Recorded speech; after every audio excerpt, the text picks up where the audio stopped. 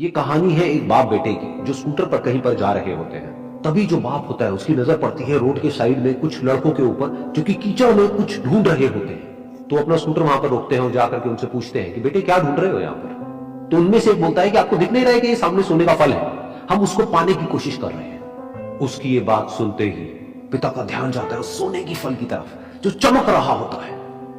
फिर उनके माइंड में कुछ इमेजिनेशंस बनने लग जाती हैं कि काश ये जो फल है ये मेरे बेटे के पास में आ जाए तो ना सिर्फ उसकी बल्कि मेरी भी जिंदगी बदल जाएगी। तो बिना सोचे समझे अपने बेटे को धक्का मार देते हैं उस कीचड़ में और बोलते हैं कि तुझे किसी भी कीमत पर वो फल लेकर के आना है। लेकिन बेटे को वो फल नहीं चाहिए होता है, उसके अपने कुछ और ही सपने होते हैं। वो बहुत कोशिश करता है अपने पिता को ये समझाने की कि मेरी खुशी इस फल में नहीं है, मेरी खुशी कहीं और है, मेरे सपने कुछ और है। लेकिन उसके पिता उसकी एक नहीं सुनते। वो उसको धक्का मारते हैं उस कीचड़ में और बोलते हैं कि मैं तुझसे पूछ नहीं रहा हूं, तुझे बता रहा हूं कि तुझे वो लेकर के आना है। तो वो बेटा भी अपने बाप के सपने को सच करने के लिए अपनी पूरी जान लगा देता है और पूरी कोशिश करता है कि किसी तरीके से उस सोने का फल उसके हाथ में आ जाए। लेकिन जैसे जैसे वो हाथ पैर मारता है उस फल को पकड़ने के लिए वो और नीचे धंसने लग जाता है और फिर जाकर के उसको समझ आता है कि ये कीचड़ नहीं है, ये दलदल है।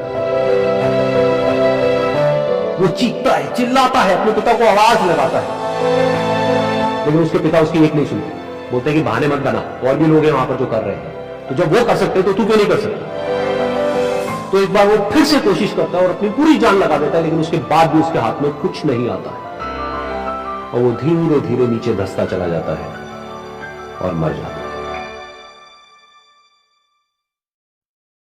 तब जाकर के उसके पिता को एहसास होता है कि उससे कितनी बड़ी गलती हो गई। वो वहीं बैठ करके रो रहा होता है, चीख रहा होता है, चिल्ला रहा होता है। तभी वहां पर एक साधु आता है और वो साधु उस आदमी से पूछता है कि तुम क्यों रो रहे हो। फिर वो आदमी उस सोने के फल की तरफ इशारा करते हुए उस साधु को अपनी पूरी बात बताता है और बोलता है कि इसमें मेरी क्या गलती है, मैंने तो जो कुछ भी किया अपने बेटे की खुशी के लिए किया। तो वो साधु उस फल को ध्यान से देखता है और उस आदमी को कहता है जिस सोने के फल की वजह से तुमने अपने बेटे को गवा दिया, कम से कम एक बार ध्यान से उसकी तरफ देखा तो होता कि वहां पर कोई फल है भी या नहीं।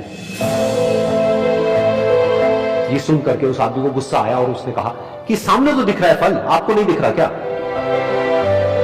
तब वो साधु उस कीचड़ के ऊपर एक पेड़ होता है जिसकी तरफ इशारा करते हैं और बोलते हैं कि वो जिसे तुम देख रहे हो वो उस फल की परछाई है, असली फल वहां पर उस पेड़ के ऊपर है।